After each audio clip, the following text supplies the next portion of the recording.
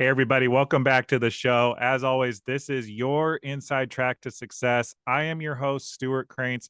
We have another awesome guest for you this week. But before I introduce him, please like, subscribe, share this out with somebody. The cost of admission to the show is always free, but we do appreciate if you share this out with somebody, especially if you get any value out of today's conversation, which I know you will. And so, without further ado, I want to introduce our guest today.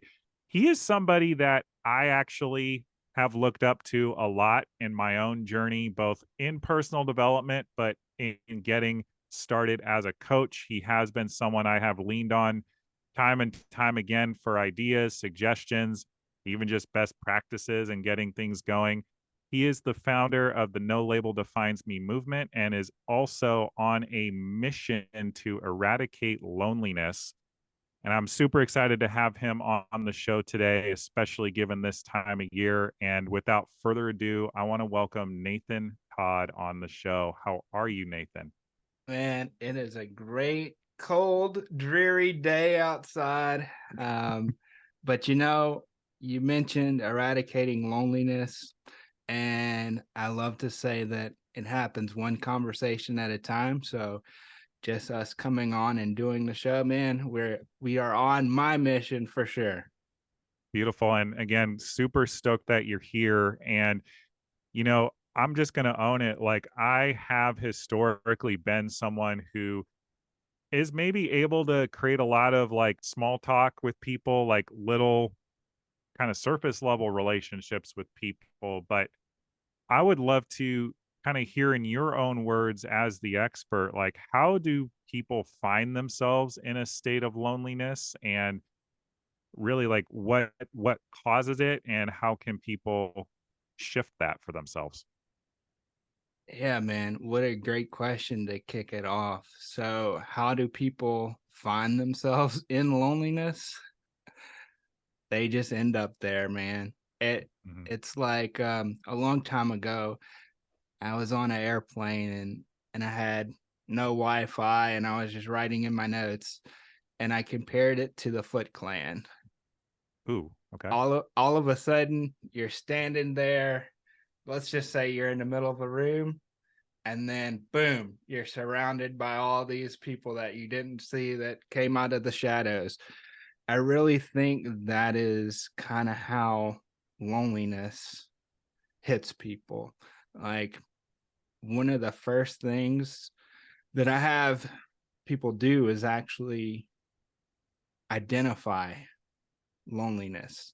Like bring your loneliness to life because I think most people can't actually tell you that it's happening for them.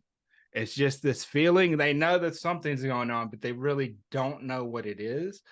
And I think one of the first things that you have to do is actually create an external vision of what this feeling emotion is creating for you in your life. Yeah, can you go into that a bit further, what you mean by that and how that's applicable for our listeners? Yeah, we'll go straight to work. I love it. I'm here for so, it. so listeners, what I ask you to do as you listen to this is I just want you to close your eyes, right? And I want you to breathe in, breathe out, just normal breath. And I'm going to ask you some questions. You don't have to answer them. Obviously, you won't be there with me in person, but I just want you to think of what comes up as you hear me say these. So, as you breathe in this last time, what I want you to breathe out is expectations of what's going to show up. And so I just want to ask you, when you experience loneliness, what is it that you see? Now, this could be certain people, it could be a certain environment, it could be um, animals. I don't know what it is you see, but remember, whatever you see is what's meant for you to see. And there's no right, wrong, good, bad. Now that you know what you see, I want you to think about when you're in this experience, what is it that you hear? Are there specific sounds that you hear from the environment? Maybe there are specific conversations that are happening. I don't know what it is that you hear, but whatever it is you hear is what you are meant to hear. Now we know what you hear, we know what you see. Now I want you to imagine you're walking up to this table, and on this table, you see this packet of crayons. You walk up to it and you shake it. And as you shake it, you pull it out and you recognize that you've not really ever seen a crayon this name before, but on it, it says loneliness. What color is the crayon? Now you have a color, you know what you see, you know what you hear. Now I want you to imagine that loneliness is this inanimate object. What's the object that appears in front of you? And most importantly, now I want you to think about everything that's shown up for you in this moment. And I want you to think of this experience of loneliness. If I was to give it a name, what would I name it?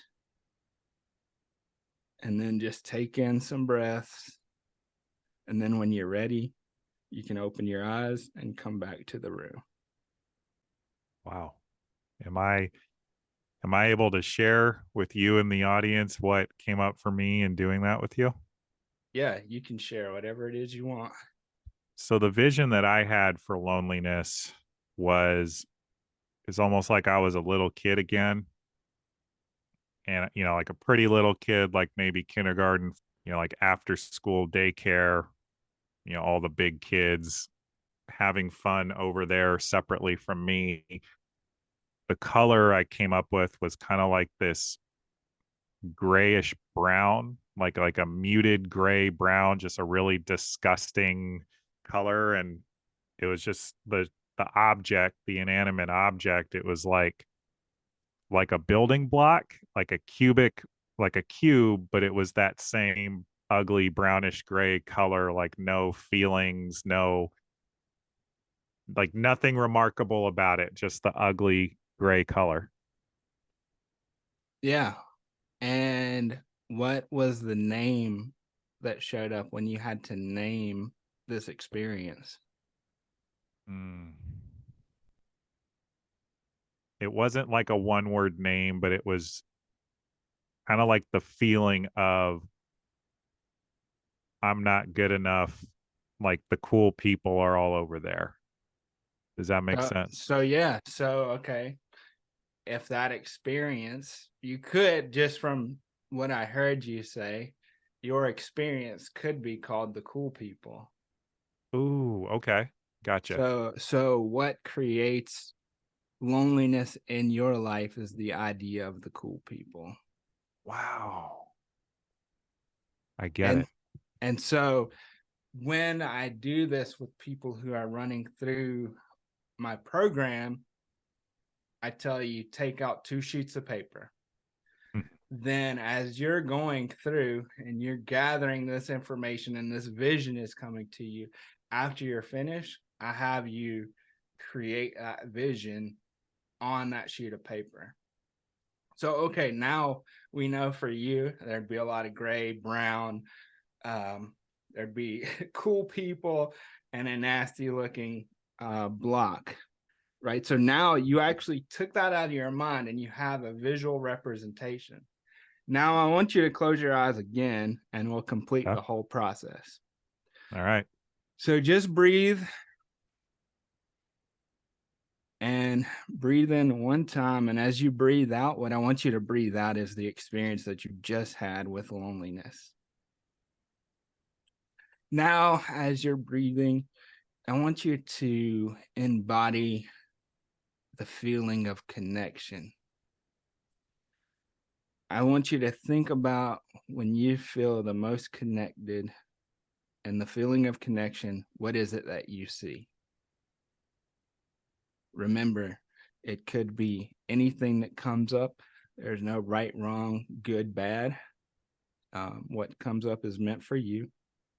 Now, I want you to imagine, what is it that you hear? What are the sounds that are coming through? Maybe it's conversation, maybe it's environmental sounds, maybe it's music, but what is it when you feel connected that you hear? Now we know what you see, we know what you hear. Now I want you to come back up to the table, and now it's a new box of crayons. I want you to shake the box, and I want you to pull out that one crayon that you see. What is the color that you see now? And as you pull out this crayon, I want you to also look and see what that inanimate object is. What is this inanimate object that represents connection for you? Now remember, everything that's coming up is meant for you. Even if it's nothing, you can still have nothing show up, and that's perfectly fine. And now I want you to think about, what is the name that you give this experience of connection? And when you're ready, you can come back to the room and open your eyes. I dig it. And before I share what came up for me, this is absolutely something anybody listening can rewind, take the opportunity to do for themselves. And I suggest that you do. So, Nathan, what came up for me before the imagery was all cold and kind of gray and lifeless. And, I heard laughter. I felt like I was in a field, like a bright, sunny, open field. My color was like a really warm, bright, yellowish orange. And then my inanimate object, I can't tell you exactly what it was. It looked a little bit maybe like Pikachu, but it was like a stuffed animal of a same like yellowish orange color. But the word that came up for me was just warmth, like Mm. warmth, like in the sense of a warm hug from somebody you really love and care about. So, how often do you give or receive hugs? Every single day to my spouse. And when I see people I know and care about, I often hug them as a greeting and also as a goodbye. Uh, if we have that type of relationship. So I don't know if I could say how many times, like numerically, but I would say as often as possible for sure. That's good. Not a lot of people do. And there's scientific proof about the power of actually giving and receiving hugs. And I think, now I could be wrong about this, but I think it's something like 8 hugs a day is what they recommend you shoot for. Now, don't go out and just say, I got to get my 8 in. And make sure that they are meaningful and that they are like the people are wanting them as well. For sure. But so here's why we do this, right? So now let's just call it, for connection, let's just call it for you the warm hug, right? Mm. And so now we have this idea of the cool people and the warm hug, right? And so since you did that with me or anybody who listens to this episode, I could come up to you and I could be like, hey, it looks like the cool people are showing up. Ooh, I love that. And like, so what does that do?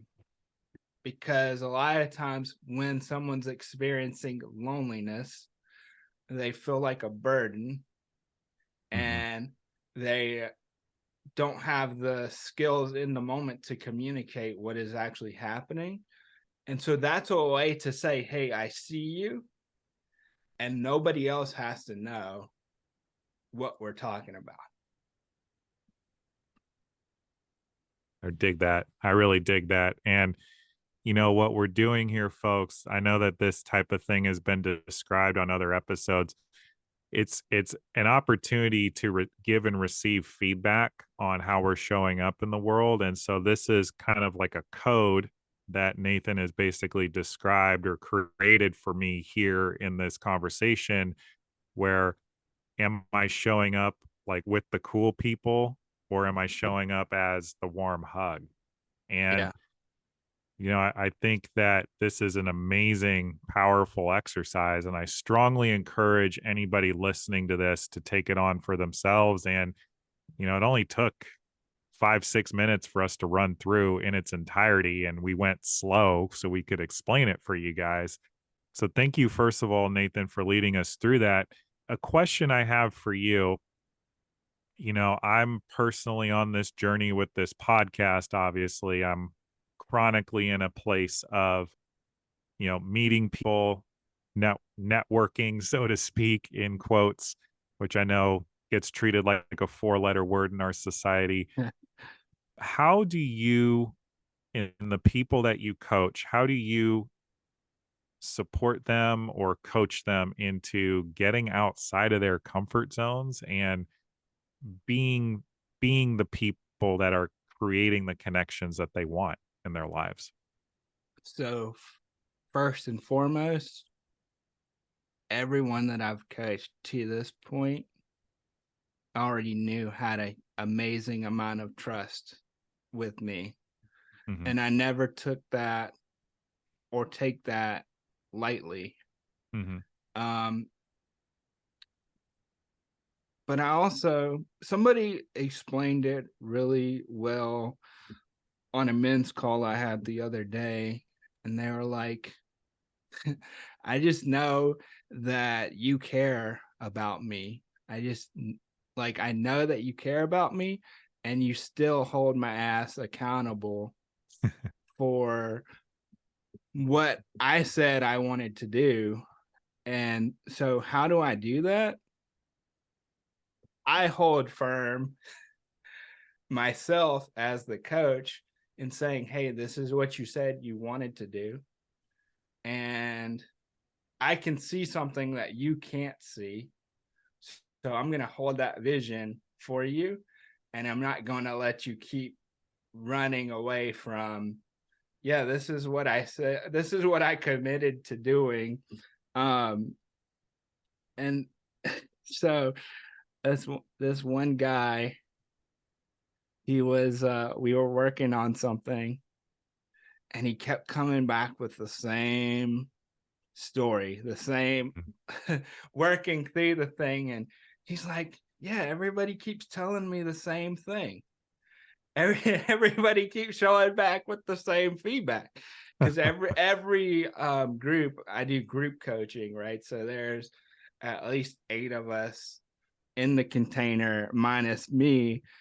And I'm like, yeah, that should be like, that's your compass telling you this is what you need to pay attention to. And I said, well, did you try what like what I told you to do? Oh no, I didn't. No, I didn't do that. And I said, well, until you do that, my advice isn't going to change. So I'm not going to sit on this phone call and just keep talking about the same thing over and over. And I said, hey, if you do it and it doesn't work, I'm cool with that. Then you can come back to me and say, hey, this didn't really work. Mhm. Uh, but until you actually try it, I'm holding that vision because I've done it enough to know that this is likely going to support you in where you want to go. I love that. And you know what, y'all, to Nathan's point, like we get to be coachable when we're asking for support. So like if you are reaching out for support and somebody's offering it to you, like you actually owe it not only to yourself, but to the other person to honor them by actually trying to implement the thing that it is. And it doesn't mean you'll necessarily be successful on the first go, but you can control whether or not you take the action and make the effort. And that's a really important thing to remind ourselves of, given that we are near the end of the year. It's almost Christmas as we're recording this, but before we know it, we'll be thinking about New Year's resolutions and goals for the new year. In your experience, Nathan, what do you feel is the number one thing that holds people back from achieving their goals, from creating the life of their dreams? The idea of who they believe they're supposed to be. Ooh, can you tell me more about that?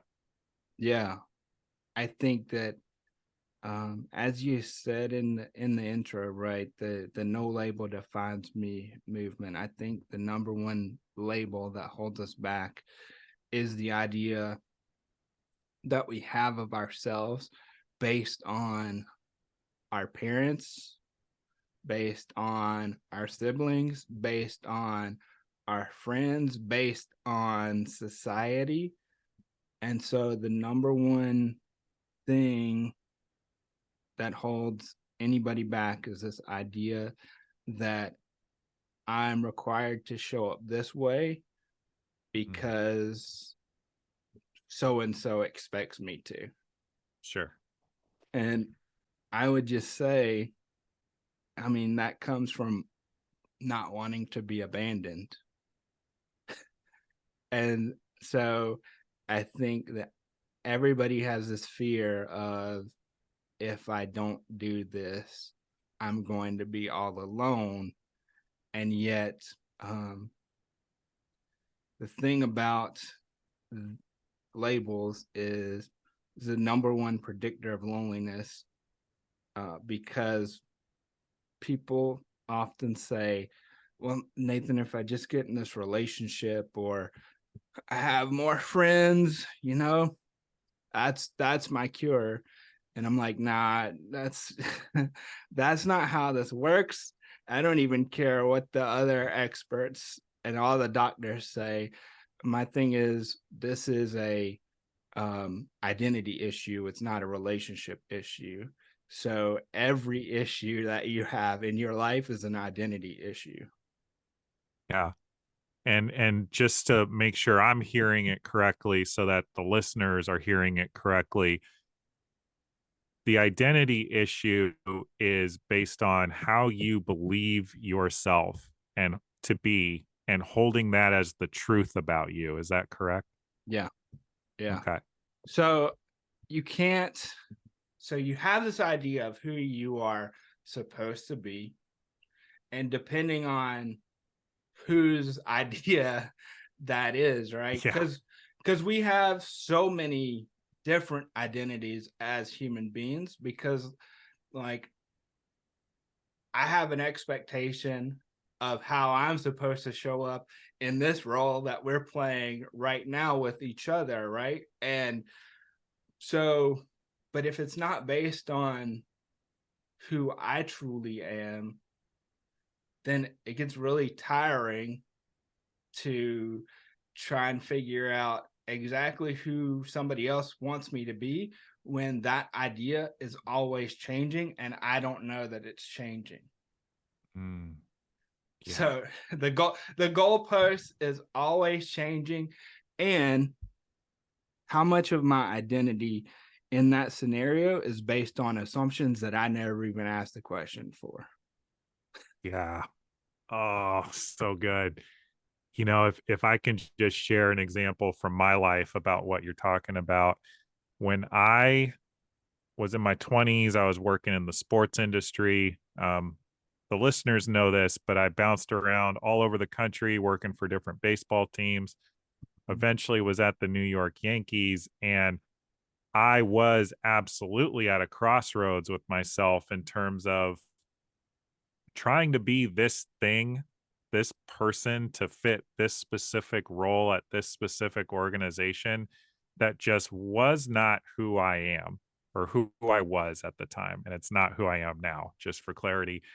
But I remember when I flamed out of that role at the Yankees, I was very sick on my way to the hospital because of stress.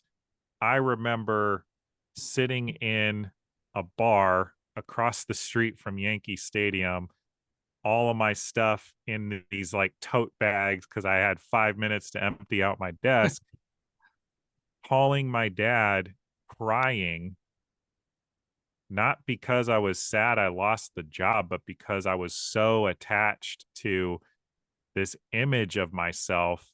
And I was afraid that I was somehow letting him down. Yeah.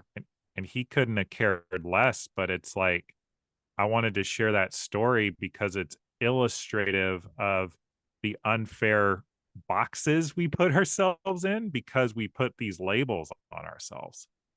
Yeah. I so let me grab this real quick. Yeah, Hopefully I don't go for it. pull my computer over here. But I have a story that's very similar. And so you can't really see it, but I'm getting all the stuff to set up my like dream filming spot, Hmm. my office and everything. And so I went and got this. Oh, I love that.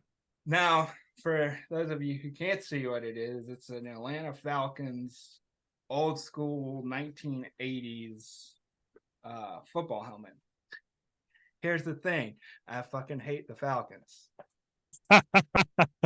But a lot of people don't know that my dad was signed for camp for the Atlanta Falcons back in the day, I did not know that. and so he did that. Football had always been a part of his life, and so I grew up around football, and I I always wanted to be Joe Montana, Hmm. right? And so I was around it, and I got to practice it and everything. But here's the thing: I've got cerebral palsy. Ain't no way in Hmm. hell I'm being Joe Montana. I'm not even 6 feet tall.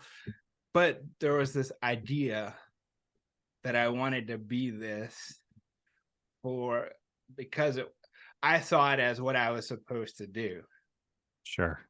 And I saw that play out in my brother's life. So I have a younger brother, and he did this whole thing where he played football. And if you asked him, he could have cared less. He Interesting. he was doing it because he thought, and this is my interpretation of this, right? But because he thought that's what our dad wanted him to do, and that's what he was supposed to do. And I was like, oh, what a what a cruel world this is. I'm the one that wants to do it.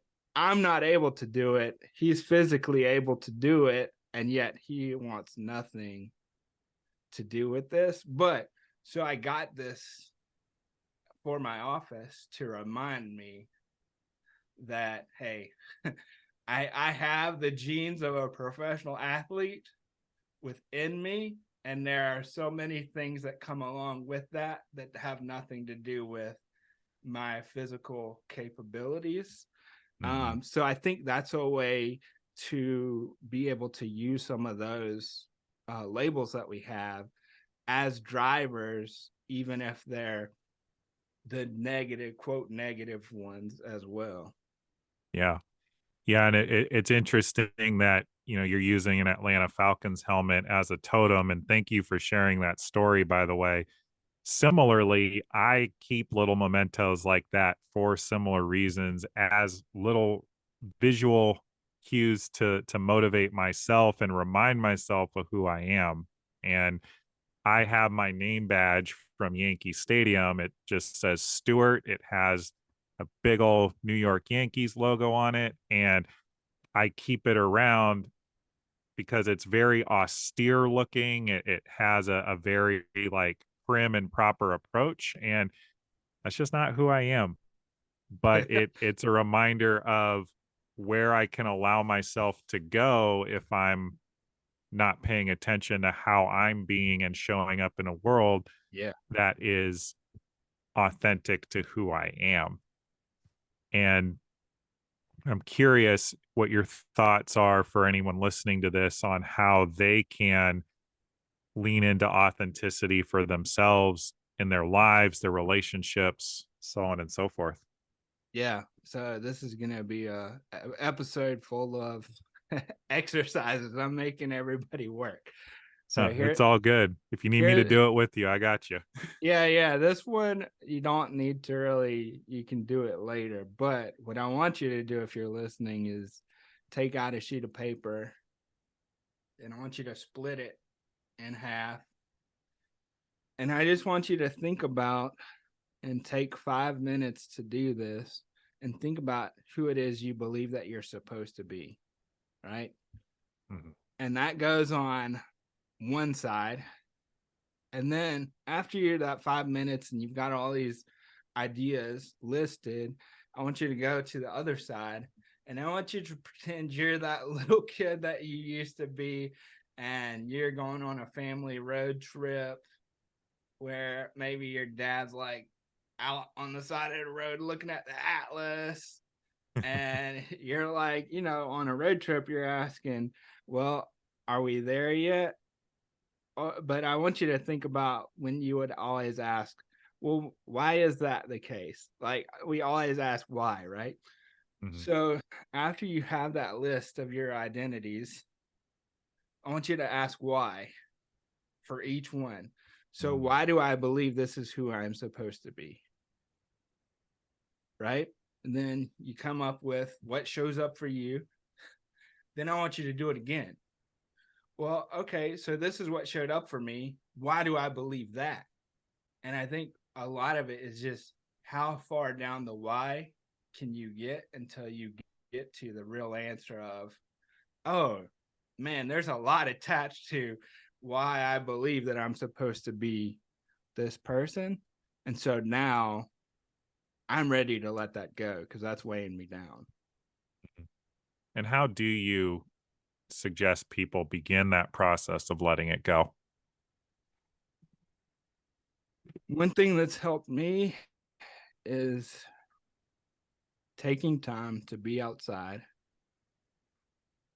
and ground myself. So I'll go outside, take my shoes off, put my feet in the grass, and then I'll just sit there for however long. Usually I max out at 30 minutes. Like that's my top that I set for myself. But I'll ask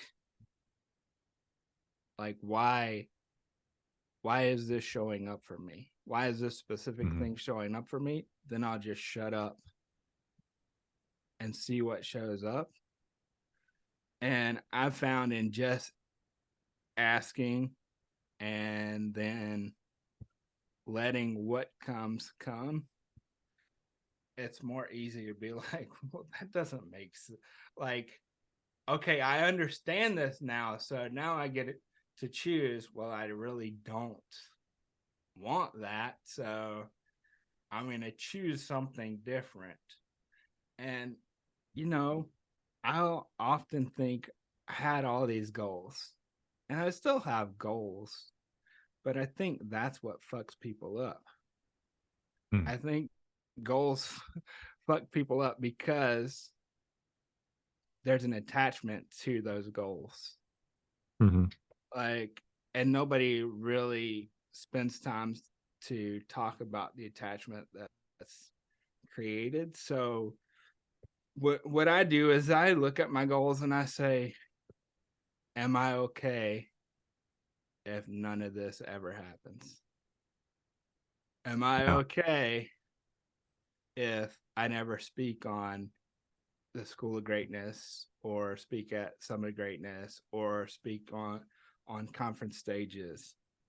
Does not speaking on those things diminish my value? Not really. yeah, Like it doesn't change my definition of me being successful at what I'm trying to accomplish. Now, other people can come in and say, well, yeah, then you're not doing like, then you're not successful. Well, okay, that's for your definition of what that looks like. But I know that when I get caught up in all that external success, I fucking lose who I am inside. Like one of the greatest things that ever happened to me when I was receiving coaching, it was right before some of the greatness one year. And the coach asked me, well, what would make this successful? What would make this a successful event? And I said, if I can go up to everyone and just leave it where they feel seen, heard, and valued. Wow. And that completely shifted how I showed up in the middle of that field for that particular event. And it changed.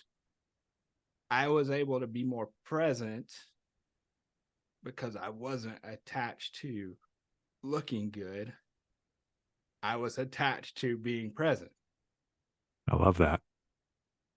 Yeah. And I'm paraphrasing here, so please correct me if you feel like I'm wrong, but I feel like what I just heard you say and all that is that there's a lot of value in the silence and actually taking the time to pause and ask ourselves why we want the things we want. Because I do agree, and I'm guilty of this 100%. I've definitely made myself absolutely miserable, compromised my health, pursuing things that at the time felt really important, but that I no longer care about at all.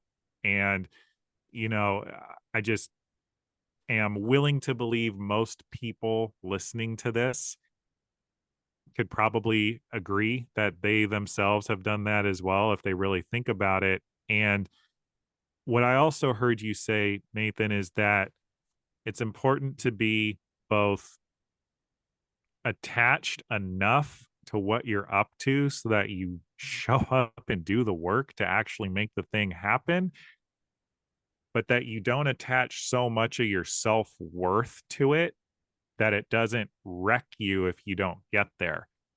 Yeah. And we talked about athletics, but like I think about the athletes that maybe make it to that level just below the pros, or somebody working in their job to get that promotion and they get passed over, or maybe you're trying to get a book published and you keep getting all these rejection letters. Whatever the thing is, it's about discovering your why and finding a level of self-acceptance and self-love, quite frankly, so that Yeah. you are still a whole person without the goal being achieved.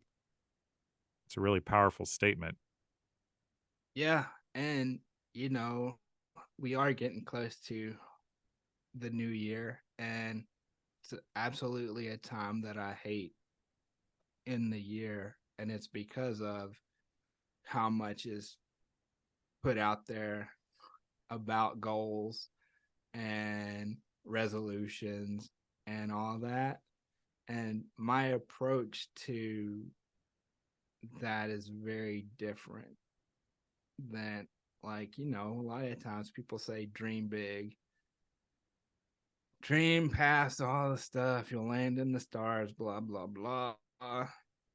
Um, I think that's accepting that story is often what sets most people up for failure Mhm. because they're so overwhelmed by this thing that seems out there so far away that the story becomes, well, why even attempt to do that? I don't even know where to get started. And Sure. so I say dream small, play big, repeat. Because all we really have is this moment right now. And so why not let the big vision piece the big dream be 24 hours at a time. Ooh. Because that's, if we just look at it and say, well, I'm alive now, so I'm going to hedge my bets and think I'm going to be alive for the next 24 hours. Sure. What can I do in that amount of time that is going to play into this bigger vision that I might have? But with it being one day, I sure as heck can do something in one day that moves me closer to that. And so that's the dream small piece. So dreaming 24 hours, not 10 years, and play big. So how do you maximize what you do with that 24 hours? And then you just repeat the cycle. You do that enough, you're going to get to that thing that was that big picture way out there, but it's a lot less daunting to look at it in 24 hours when you never really know what's going to happen. So make the most out of the moment that you have right now. Yeah. Yeah. I love that you set that up the way that you did, because I think of like job interviews. I've always hated, where do you see yourself in 5 years?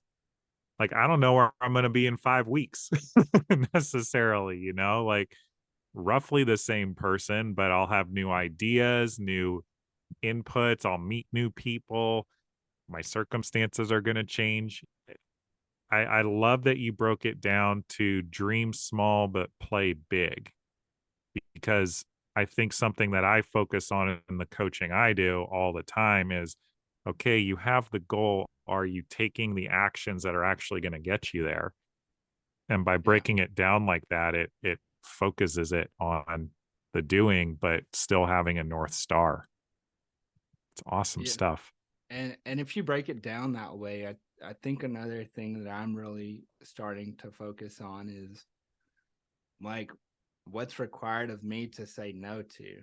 Like, what am I saying yes to that's taking me away from my actual purpose? And what do I need to be able to say no to? Yeah. Yeah. I mean, do you mean that from a place of sacrifice, or just letting go of things that don't feel aligned? Yeah, I mean, I don't like to look at like sacrifice. To me, I don't like the idea of Sure. sacrifice, but I would say it doesn't feel aligned. So it could be something like there are certain relationships that you have in your life that you're just hanging on because you've not had them in your life for a long time, and it's not really serving either one of you, and it's time to let it go and say, hey, okay, I got to do a phone audit. So I make clients that I work with do that too. Be like, oh, why is this in my, do I actually need this phone number? Nope, I don't.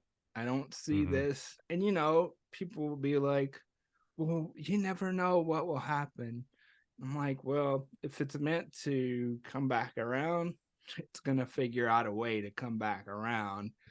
And it's not going to be dependent on me holding on to this number in my phone. And I say, ask yourself, when you look at a name that comes up on your phone, how do you feel? Yeah. If you don't feel very good, or if every time it comes up you hit decline, why is it in there in the first place? And that could be people that you're related to that you just have in your phone. I've blocked family members before, and I just recently had to block someone. Yeah. And it's also, if people make it very clear that your ideas of relationships specifically aren't in alignment, why would you hold on to this idea of something that you want really, really badly that ultimately is probably dragging you down because the alignment isn't there? Yeah, no, absolutely. And I have to say, I actually did this exact thing very recently for myself. And y'all, it might sound crazy, it might sound harsh the way Nathan's describing it, but it actually was very freeing. Like letting go of contacts that I actually had like a visceral negative reaction to every time they went by on my phone. Like it was a lot of ex managers and ex bosses from different periods of my life, people that, we are just no longer on good terms. And I don't honestly see that changing. And Mhm.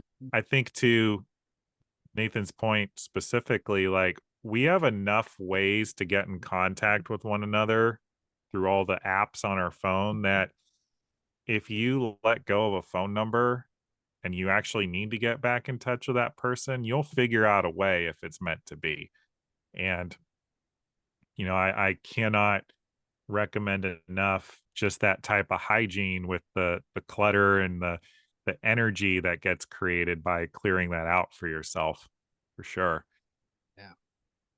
And folks, this has been a really amazing conversation, and I wish we had some more time with Nathan. We'll have to have him back on in the future.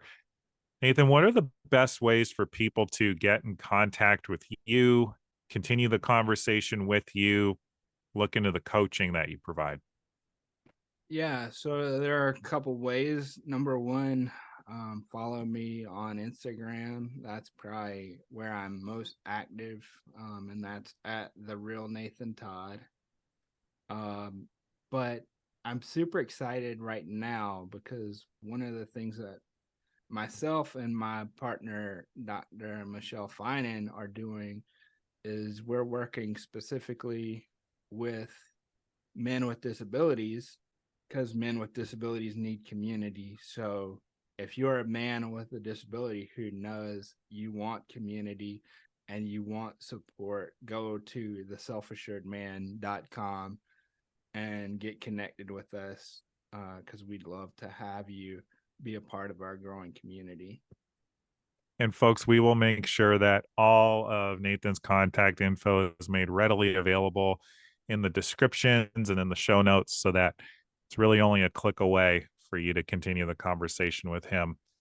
And so, Nathan, as we start to wrap this up, I want to acknowledge you for being somebody that I have always experienced as being super authentic, being I think permission for other folks, other men in particular, to learn and lean into their gifts and share them with the world. And, also want to acknowledge you for being the presence and the personality that lights up a room or a field. We did meet on a field once upon a time.